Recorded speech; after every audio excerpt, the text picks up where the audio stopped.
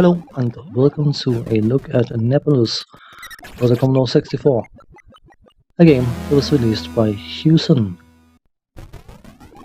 The plot of this game is that things are not running entirely smoothly on the planet Nebulus. Someone or something has erected 8 towers without planning permission, and of course that is naughty naughty. So you are very rudely awakened by your boss, who happens to be the boss of the company Destructo Inc. And via the phone he gives you instructions of or to take down these 8 towers. He mentions a Mark 7 mini-sub that's been authorized for your use, and uses the magic word pay rise. Without hearing what else the boss has to say, you immediately rush out of your office and jump into the mini-sub and head towards the first tower, thereby losing out on the boss warning you about the potential extreme danger of this task. So, on arriving at the bottom of the first tower, that is where the gameplay starts. In order to destroy the different towers, you have to reach the top level of each of them and enter the final tunnel door entryway thing. On the way, you have to use various different tunnels which are connected to exits on the same playfield level, and of course the different lifts which are available that you can move up or down on.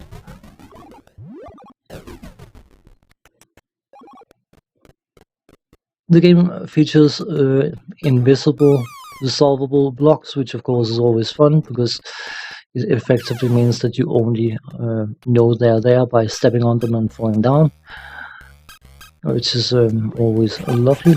But then of course you also have different types of enemies, obstacles is a better word for them.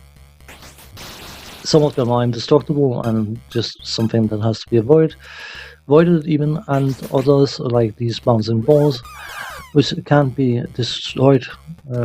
Some of them, at least the silver colored ones, can only be temporarily frozen with your snowball firing gun kind of thing.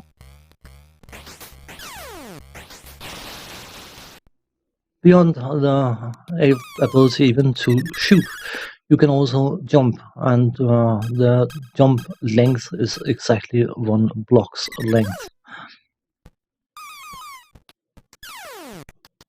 An enemy that will spawn from time to time with a very distinct sound effect is this rotating alien that will spawn on the playfield level you are currently on, and if that hits you or any other enemy hits you, you will fall down 1 or more playfield levels, and depending on luck or lack of same, you can be knocked down onto one enemy, or from one enemy onto another enemy, and then eventually be knocked into the sea, and if you do that, you lose a life.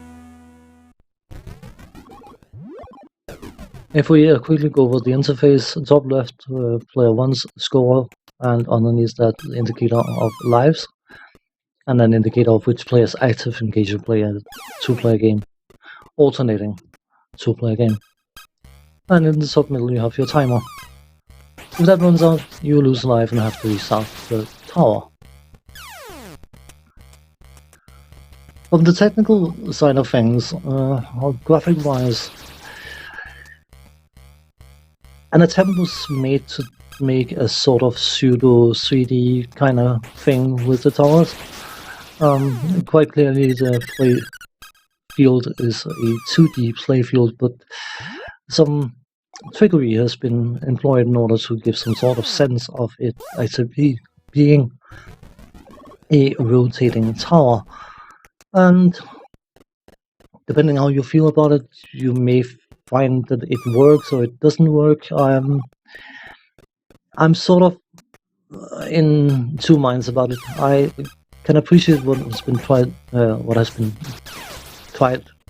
attempted even. I think it's called difficult words, strange things. Anyway, what has been attempted to be accomplished with the effect, but I'm not sold on whether it works or not. Actually, I find it more of a distraction and a hindrance than a cool visual effect.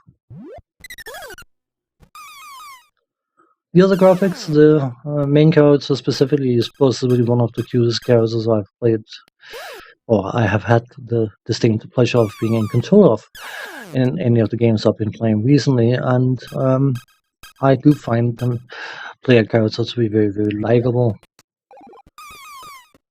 The other objects, they are nothing spectacular, but it doesn't look bad either.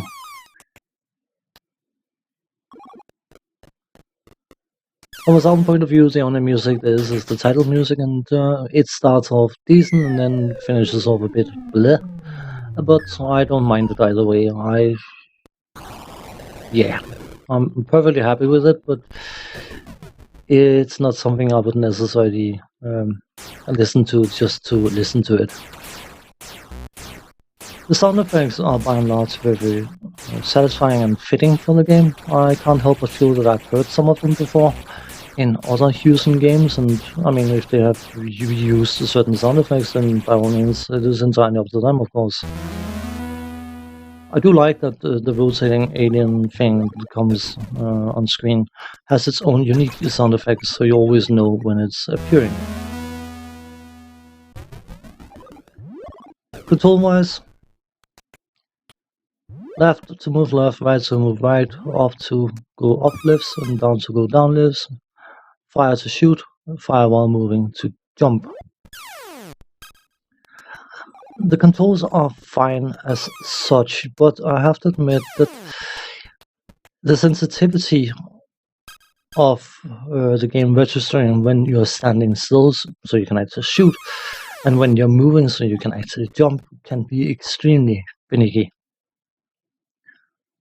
There were times when I was trying to shoot, and because I was still in the process of finishing a movement, the character ended up jumping instead, and other times when I was trying to jump, I did not move the extra 2 pixels I needed to move in order to actually get to jump. And it is probably just a question of getting used to it, but I have to admit I did find it very, very frustrating at times. When it comes to the gameplay, how do you define this? Is it a platform exploration game, platform game, action game, frustration game? I don't know. What I do know is that the different towers has to be played multiple times to get a feel for how they are designed, where the solvable blocks are, and that kind of stuff. And from Hewson even themselves, I was actually advised that you made a map for each tower, which I feel for a game of this type is perhaps a bit excessive.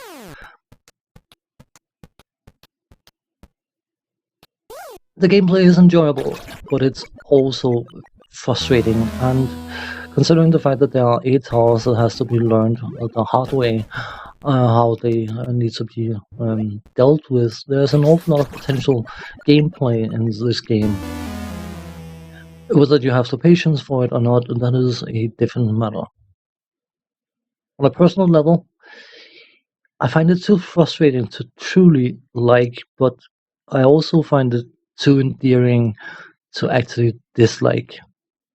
On that note, thanks for watching. Take care. See you next time. Bye bye for now.